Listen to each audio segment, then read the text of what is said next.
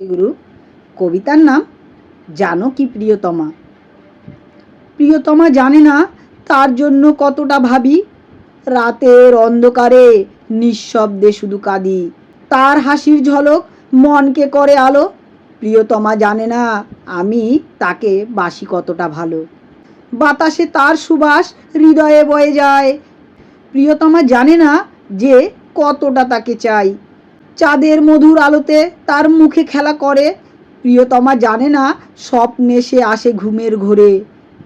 তাকে ছাড়া জীবন যেন শূন্য মেঘমালা, তাকে ছাড়া সইছি আমি কি বিরহ জ্বালা। সমাপ্ত।